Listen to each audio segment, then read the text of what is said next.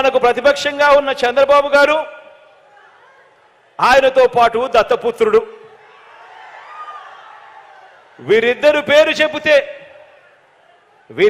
పేరు చెబితే అక్క చెల్లెమ్మలకు ఏం గుర్తుకొస్తుంది? చంద్రబాబు పేరు చెబితే 3 సార్లు సీఎంగా అక్క చెల్లెమ్మలకు చేసిన మోసాలు, వంచనలు అక్క చెల్లెమ్మలకు గుర్తుకొస్తాయి చంద్రబాబు గారి పేరు చెబితే. పొదుపు సంఘాలకు చేసిన దగా గుర్తుకొస్తుంది చంద్రబాబు గారి పేరు చెబితే. విశ్వసనీయత లేని చంద్రబాబు గుర్తుకొస్తాడు. చంద్రబాబు పేరు చెప్పినప్పుడల్లా అక్క చెల్లెమ్మలకు గుర్తుకొచ్చేది. మరి దత్తపుత్రుడి పేరు చెబితే వివాహ వ్యవస్థకేవో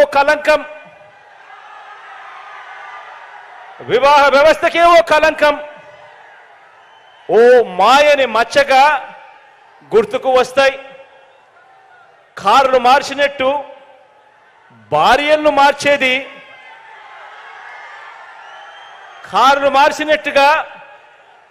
భార్యలను మార్చేది ఈ విలువలు లేని ఈ దత్తపుత్రుడే అని గుర్తుకొస్తుంది. ఈ దత్తపుత్రుడిని పేరు చెప్పినప్పుడు, విలువలు లేని మనిషిని చూసినప్పుడు.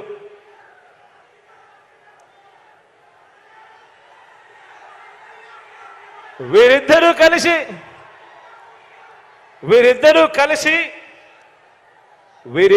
కలిసి ఇంటింటికి పంచిన వీరిద్దరి ఫోటోలతో కలిపి సంతకాలు చేసి మేనిఫెస్టో అని చెప్పి 2014లో అక్క చెల్లెమ్మలకు మేనిఫెస్టోలో వీరిద్దరూ కలిసి ఏం వాగ్దానాలు ఇచ్చారో ఒక్కసారి గుర్తుకు చేసుకుందామా?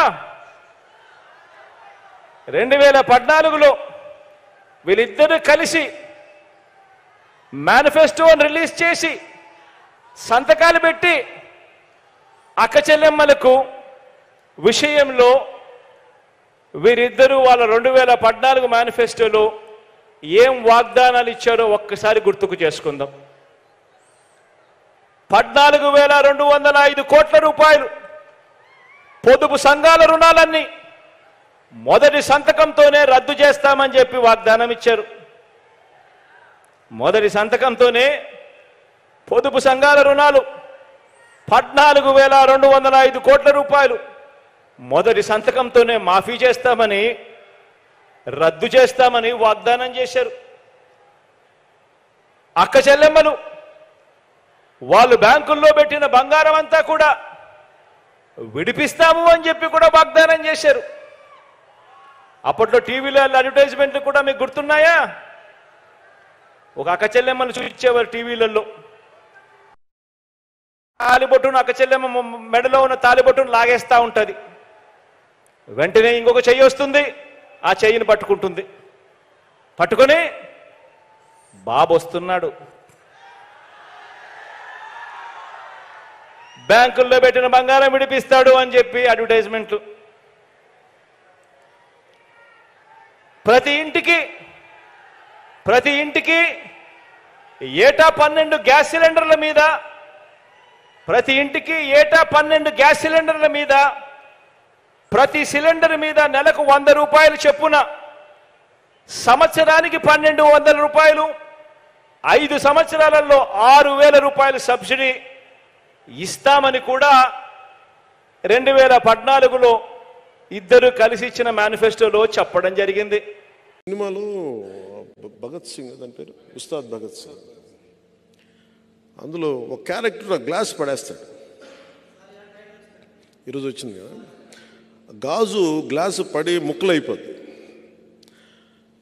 షూటింగ్ చేస్తున్నప్పుడు అడిగా ఎందుకు రాసామంటే, లేదు మీరు అందరు మీ మీద మీరు ఓడిపోయారు అంటే ఒకటే చెప్పాను నేను, గాజుకున్న లక్షణం ఏంటంటే పగిలే కొద్దీ పదునే కొద్దీ. నాకు బేసిక్గా సినిమాలు ఇలాంటి డైలాగ్ చెప్పడం నాకు ఇష్టం ఉండదు. బట్ మా హరిశంకర్ బాధపడలేక చెప్పాను, మీకు తెలియదండి, మేము మా అలాంటి వాళ్ళందరూ మేము కోరుకుంటాం, మీరు తగ్గితే మాకు ఇష్టం ఉండదు. సో మా వాడి మా హరిశంకర్ బాధ భరించలేక నేను మాట్లాడాను.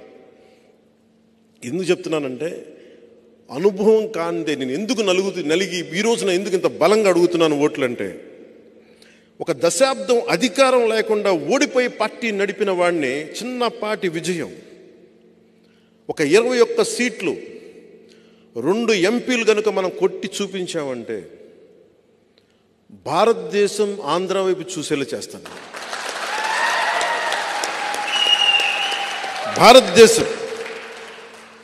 భారతదేశానికి నేను తలమానికం అయ్యేలాగా ఈ 2 సీట్లతో నేను చేయగలను, అంత నిలబడతాను.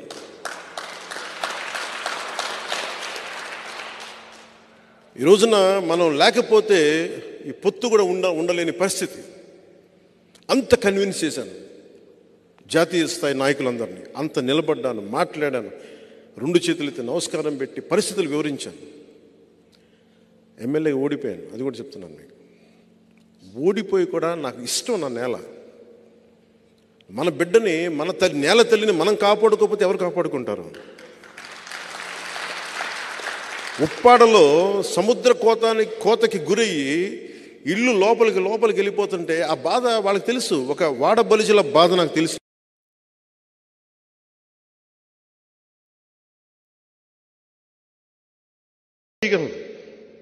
లేదంటే నేను వ్యక్తిగతంగా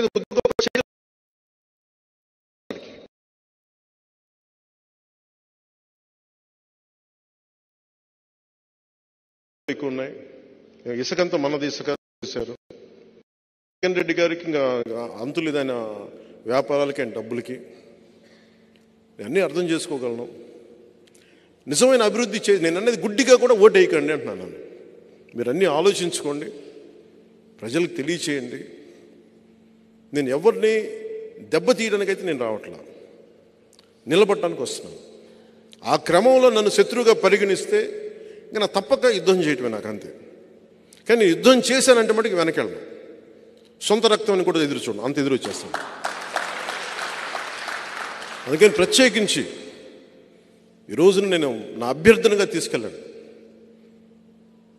పిఠాపురం సీటు కొట్టి చూపించాలి, 20 ఎమ్మెల్యే సీట్లు కొట్టి చూపించాలి, కాకినాడ ఎంపీ సీటు కొట్టి చూపించాలి, బందర్ సీటు కొట్టి చూపించాలి.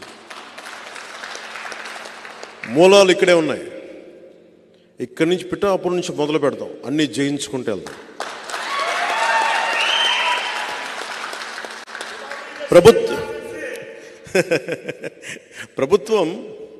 ప్రభుత్వంలో మనం భాగస్వామ్యం తీసుకుంటున్నాం. ఫామ్ అవుతున్న ఎన్డీఏ ప్రభుత్వంలో మనం భాగస్వామ్యం తీసుకుంటున్నాం.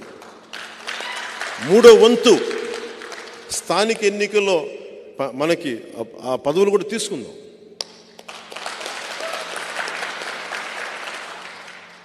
నేను 10 మంది బాగుపడాలని కోరుకునేవాడిని. ఆ స్థానికంగా ఉండే కాంట్రాక్టులు కానీ అన్నీ కూడా నిజంగా కష్టపడే వాళ్ళకి వెళ్ళాలని నేను కోరుకుంటాను. ఆ వంతు నేను కృషి చేస్తాను.